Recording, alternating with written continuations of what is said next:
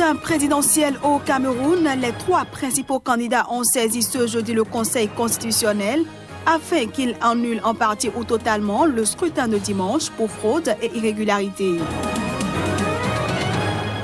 Pour célébrer les 50 ans d'indépendance de la Guinée équatoriale, les autorités ont organisé un défilé à Malabo.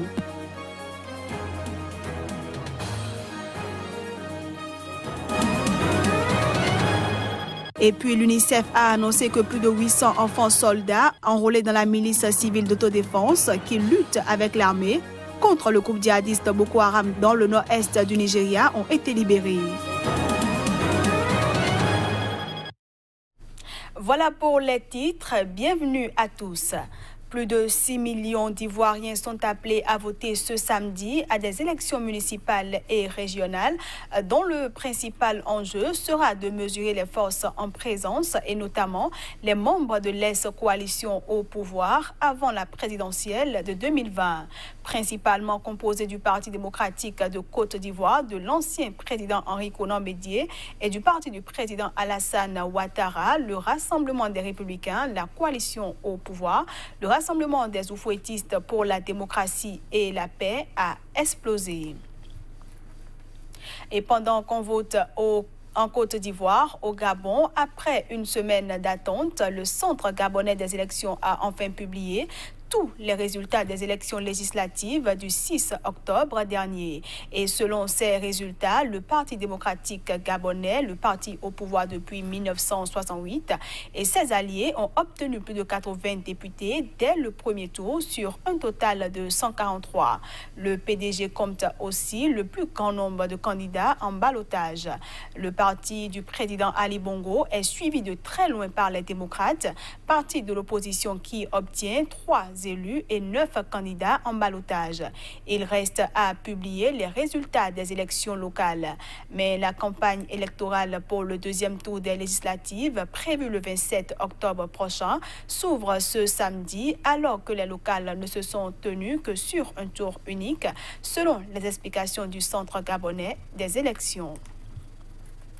Au Cameroun, les candidats à l'élection présidentielle dénoncent des irrégularités qui auraient émaillé le scrutin du 7 octobre dernier. Ces candidats ont déposé des recours auprès du Conseil constitutionnel, et ce pour demander l'annulation totale ou partielle du scrutin. Au total, 17 recours ont été introduits auprès du Conseil constitutionnel du Cameroun par des candidats à l'élection présidentielle du 7 octobre. Ces candidats, qui dénoncent des irrégularités qui auraient émaillé le scrutin, demandent son annulation totale ou partielle. Parmi les plaignants figure Joshua Oshi, candidat du Social Democratic Front, qui plaide pour une annulation totale du scrutin. Il justifie sa demande par une kyrielle d'irrégularités qui, de son point de vue, mettent à mal l'unité nationale et compromettent durablement la sincérité de cette élection. Quant à Maurice Kanto, candidat du Mouvement pour la Renaissance du Cameroun, il demande l'annulation partielle des opérations électorales dans les bureaux de vote des régions anglophones du sud-ouest et du nord-ouest, mais aussi de l'Adamawa, du nord, de l'extrême nord, de l'est et du sud. Raison évoquée s'agissant des régions anglophones, la crise sécuritaire qui dure depuis 2 ans ne permet pas de respecter les règles d'organisation d'une telle élection. Les 15 autres recours déposés auprès du Conseil constitutionnel concernent l'invalidation des résultats obtenus par le candidat Paul Biya du Rassemblement démocratique du peuple camerounais dans tout le pays et dans la diaspora. Ces recours ont été introduits par 2 recourants dont les candidatures à cette élection avaient été recalées par le Conseil constitutionnel. L'examen de ces recours doit être épuisé avant la proclamation des résultats de cette élection, attendue pour le 22 octobre au plus tard. Au Bénin, la mouvance présidentielle perd l'un de ses alliés. Le Parti des valeurs républicaines, PVR, ayant clamé urbi et orbi son soutien à la mouvance présidentielle, rompt avec les amarres et rallie l'opposition. Les nouvelles orientations gouvernementales en seraient les facteurs motivants. Plus de précision avec Lot Pwenou, le président du PVR. La gouvernance talon ne peut plus être défendue.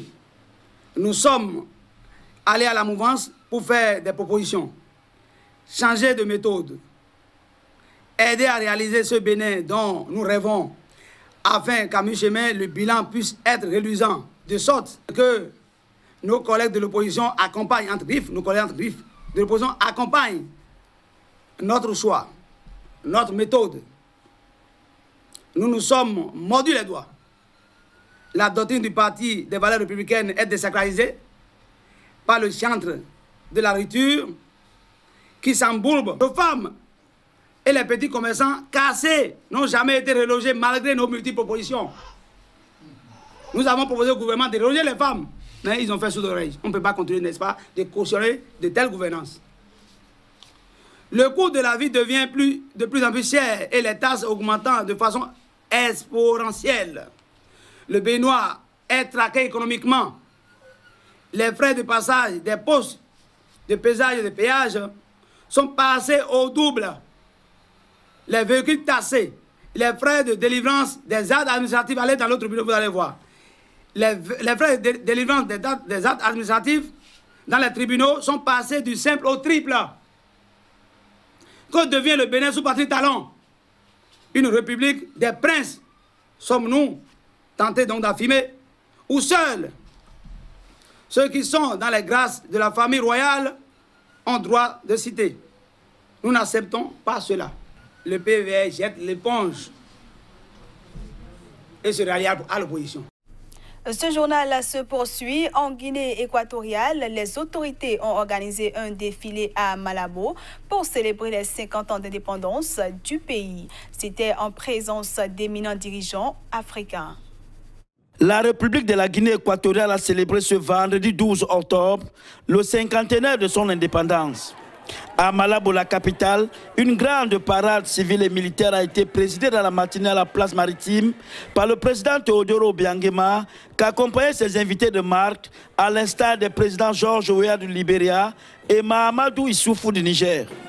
Le défilé a été étendu sur plusieurs étapes, entre autres défilés militaires, motorisés, aériens, maritimes et civils.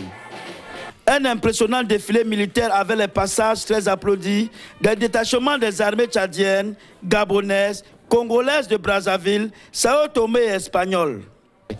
C'est une preuve de solidarité et d'amitié et de panafricanisme et surtout de la solidarité de la mondialisation qu'aujourd'hui certains pays qui ne sont pas du continent africain qui apprécient ce que nous faisons ici en Guinée équatoriale.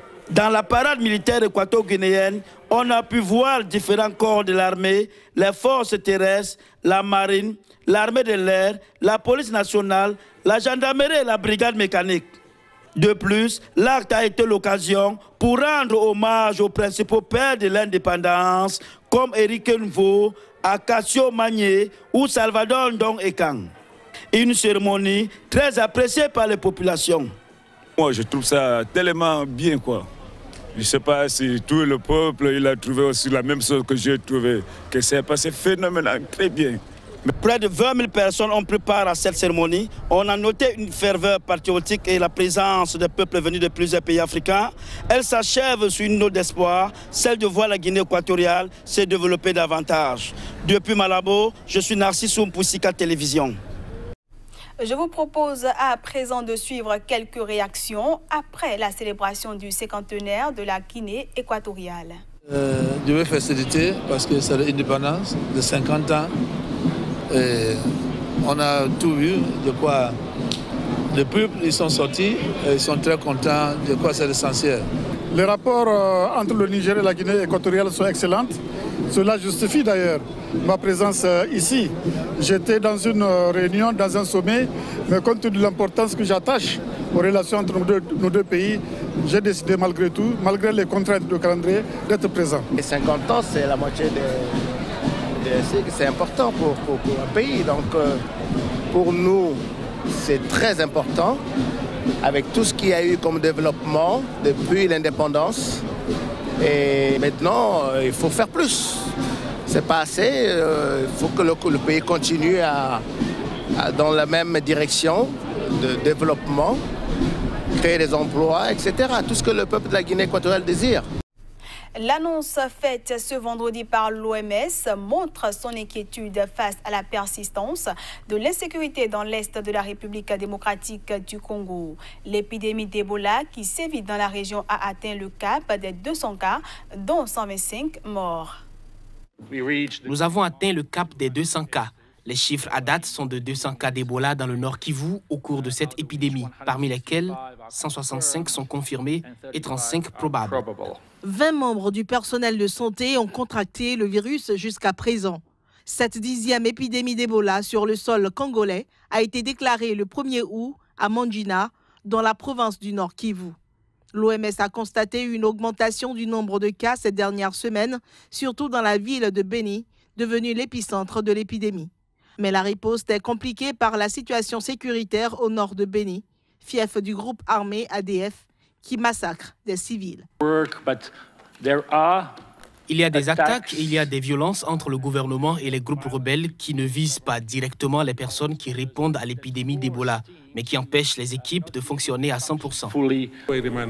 Il est clair qu'en ce qui concerne la Croix-Rouge et le Croissant-Rouge, nous n'utilisons pas de groupes militaires, de groupes armés ou de protection pour faire notre travail. Donc cela n'arrive jamais. Cela ne fait pas partie de notre modus operandi et nous n'y ferons pas appel. Nous allons faire de notre manière en nous engageant auprès des communautés, créer un espace humanitaire pour cela et construire un lien de confiance entre les communautés, trouver les moyens de se faire accepter.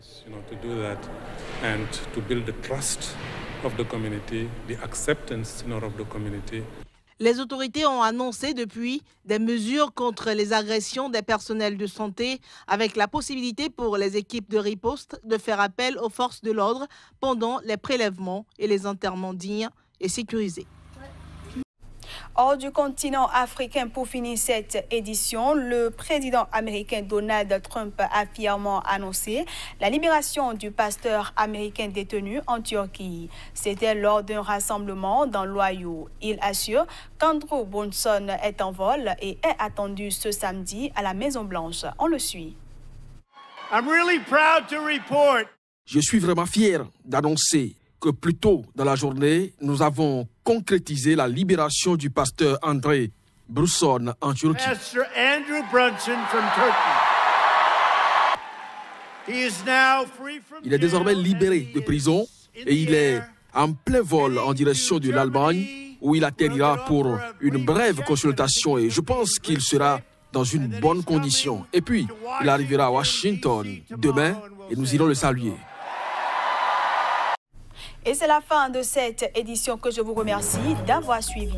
Excellent week-end à tous en compagnie des programmes de Sika TV.